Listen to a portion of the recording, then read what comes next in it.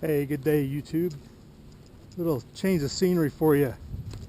Mix it up a little bit. And really, I don't know why I don't come down here more often. I was just thinking that. But for about the last 6 months, this has all been flooded, so that's one reason. I was down here last year, remember, but didn't do any videos, but it's a lot nice to take a walk. There's more shade, you got a breeze usually, all that good stuff. But yeah, so down here by the river. But got some I want to discuss on my walk today. So, and that's the subject that's been bandied about a lot lately. Everybody talking about the Civil War. They've made a meme out of it. It's getting pushed around in all circles. The whole "we got 8 trillion rounds, the other side can't even find the bathroom" argument, among other things. And it's starting to really get its foothold, this idea that there's going to be some sort of civil war started between the Antifa and the patriot groups, if not the supposedly alt-right, however they wanted to define themselves. But I said it a couple of videos ago about how that's not going to be how it plays out. I want to explain how those events won't turn into a civil war. If I wasn't clear enough in that, as I mentioned it in that one video, just kind of going through this, be a little more in depth. So the supposition is that the Antifa arm up and they get in a clash like Berkeley, and they meet up with different patriot groups, and there's an armed conflict that spreads, conflagration. Most of the people that are on the law enforcement side end up back in the patriot groups per se, while the Antifa gets the support of the billionaires, and they grow a bona fide communist revolution type. And that's what the Civil War will kind of revolve around. And I don't think that's how it's going to play out. They're going to continue to stoke those groups and use them to minimize each other so that they can't focus on the bigger problem. The whole divide and conquer keeps people divided. But what would happen, and what I said in that other video, was if there was to be an armed confrontation like that, where they go to throwing rounds downrange at each other, the establishment, the police state, would find its full reason to bring its full weight against both sides, and at the begging of, the 60 to 70% of the population who is just going with the flow and just wants peace and just goes along with everything. They would demand the crushing of both of the groups, and along with it, the crushing of the Second Amendment and any other nature. And there's a fairly substantial movement already doing that. I mean, the FBI has been undermining and demonizing and infiltrating and destroying militia and patriot groups for over 20 years. So they've already got their foot in the door there.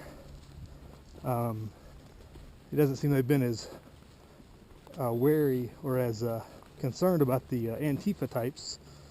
But if they were to get into something like that, they probably figure they could very easily handle it. And the American populace would applaud, thus negating any civil war between those two groups. But you would still have the problem of, once they started coming after the Second Amendment, a larger uprising against potentially the establishment and the crux of the centralized government. And I see that as a form of resistance could form that way after the Antifa left, and whatever organized groups there were in direct opposition to them confronted each other and faced off a couple times. Back on trail. so many trails have been washed out from the flooding this year. It's easy to get off track. Let me get back on trail here. I'll get you back on.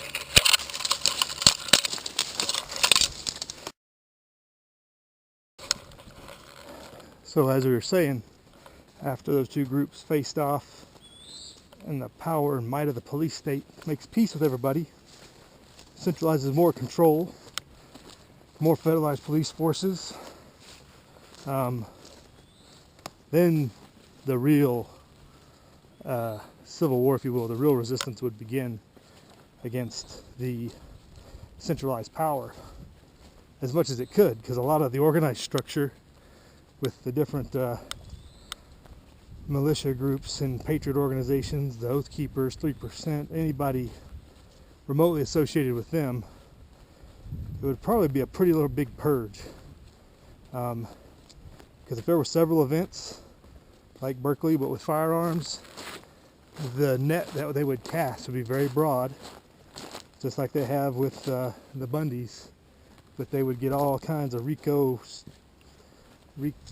statutes, conspiracy or charges against them to really shut them down.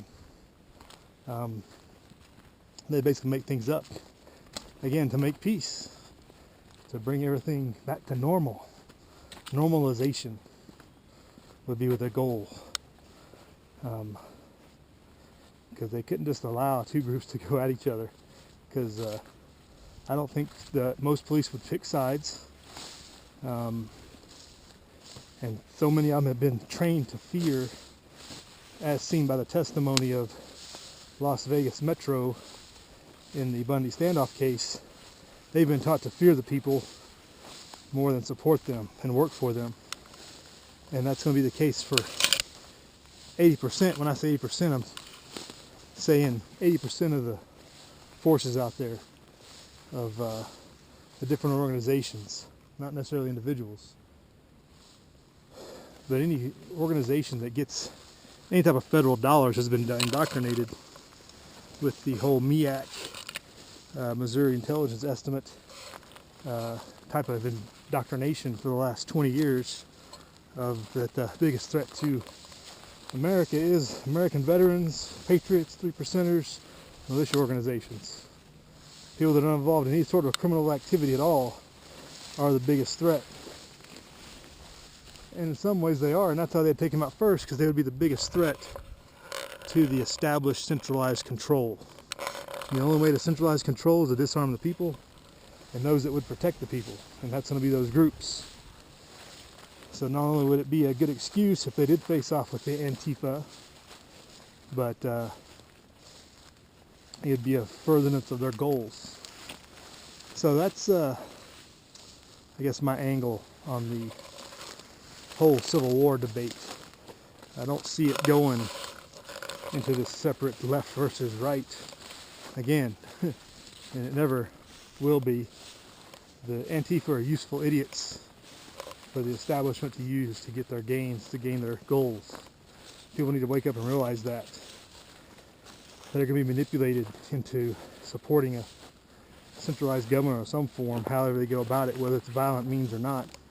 And the Antifa will be purged, I think, similar to the way the brown shirts were purged by the black shirts. They got to get a new power structure in place that is going to be obedient when they impose their power, which is contrary to what the other organization thought it was going to be, which Antifa's thinking they're getting one thing. Well, they're not going to get that, and they're going to have to be eliminated so they can't resist. So that's my thoughts on the Civil War agenda. I wouldn't buy into it, all this hype. It's not going to go that way. Again, the centralized authority is the enemy. Y'all be good out there. Live free.